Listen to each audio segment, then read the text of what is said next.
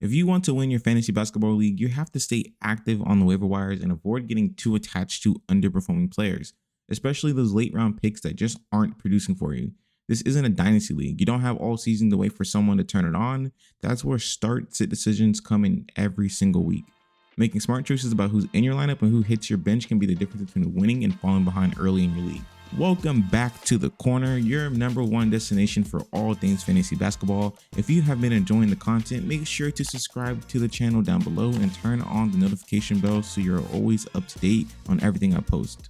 Now let's get into the video. If this is your first time playing fantasy basketball, the idea of start-sit decisions might sound a little confusing.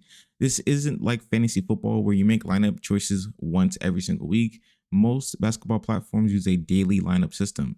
This means that your players can rotate in and out every single day with no limitations. That means you usually don't have to decide who starts or who sits because almost every single person plays. Unless you're in a weekly lock system or a sleepers lock-in system, which works a little bit differently, but that's not necessary for this video. Today, we're focusing on the start-sit strategy for daily lineup leagues. Since this idea applies to almost every single platform, you can use this for other strategies as well.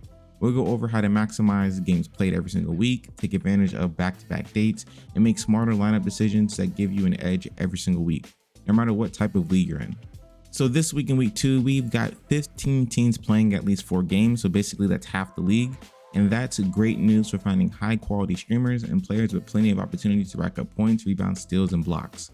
The key this week is targeting guys with heavy minutes and consistent roles on those 4-game teams. So if you take a look at this week's schedule, one thing stands out almost immediately to you. The Clippers only played 2 games. So you don't want to waste any pickups on any of their players. If your stars are on the Clippers, you're already at a huge disadvantage heading into this week, which makes a streaming strategy even more important if you need to stay competitive. When you look at the advanced schedule, there's a healthy amount of back-to-back games across the league this week, which gives you plenty of chances to maximize games played. Picking up players who have back-to-backs is a game changer. It saves you transactions and gives you double the value from a single move. For example, at the end of week 1, there are 10 teams that play on Sunday and then they play again on Monday. If you grab a player on Saturday who has that schedule, you're getting 2 games for 1 pickup, and then you get to save that pickup heading into week 2. That's how you stay one step ahead while everyone else in your league scrambles on Monday to pick up the bums that are left over from Sunday's games. You always want to be thinking 2 steps ahead and try to plan accordingly to take advantage of your acquisitions and also the players that may be catching hot over the weekend. Now that we've gone over exactly how the start-sit strategy works in NBA fantasy, I'm going to move into my week 2 picks that I'm utilizing this week. My first clear sit this week is a no-brainer. It's the Clippers. They've got only 2 games and both are against some very tough defensive teams, which makes them one of the least viable fantasy teams this week, and I don't want to even touch that at all. On the other hand, my starts for this week are definitely going to be Memphis and Utah. Both of these teams have very soft matchups throughout the week and close the week on a Sunday-Monday back-to-back, giving you extra value heading into the next scoring period. The player I'm keeping the closest eye on is Cedric Coward. He was in my other video as well. If he performs well throughout the week, he's shaping up to be one of the best waiver wire pickups available on the market, and potentially a long-term hold if the minutes and production stick. With Ja Morant and other players on the team already dealing with small nagging injuries, Coward's role could grow very quickly if he's able to produce, but he did struggle shooting during the preseason, so maybe he may struggle again. But if he's able to keep his scoring at a high level, I think Coward may be a solid long-term hold for the season. Honorable mentions that I have this week when it comes to starts, which were a little hard to really choose just one team. First up, we have the Orlando Magic. They've got one of the easier schedules for this entire week, which makes them a great team to stream from. I would look at guys like Goga Bitadze, Wendell Carter Jr., Anthony Black, and even Tristan Da Silva.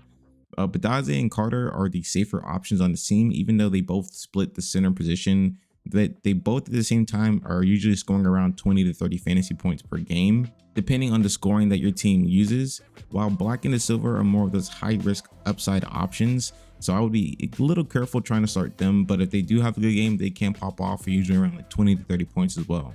And the final team I would like to highlight is going to be the Chicago Bulls. Their schedule does get a little bit tougher toward the end of the week, but their offensive firepower is so strong that can open up opportunities for the role players to step up when the defense starts to key in on their key players.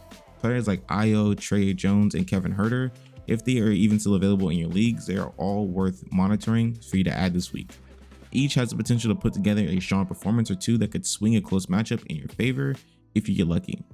Overall, these names aren't flashy names, but they're the kind of under the radar pickups that can quietly help you win the week if you time your moves right. And if you find yourself in a tight matchup toward the end of the week, the 2 games to target are going to be Memphis versus Toronto and Utah versus Charlotte. Both of these should be high scoring fantasy friendly matchups. Players to specifically target in these teams should include Cedric Coward, Jaylin Wells, Tre Mann, Musa, and Brice Sensabaugh, all of whom have great upside for the stretch run of week 2 if you want to hold them going into the new week. Keep in mind that in fantasy basketball, the least active manager usually loses, but that doesn't mean you should start dropping good players every time they go cold. If your team is solid, you should keep the core of your team and not really mess with them.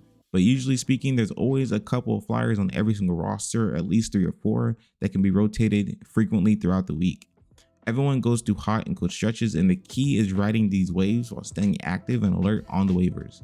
That's how you stay at the top of your league. And if there are any players that you think I missed who you should be named on this list, please drop their names down in the comments. That's going to be all for me today. Thanks for stopping by the corner, and I'll see you in the next one. Peace.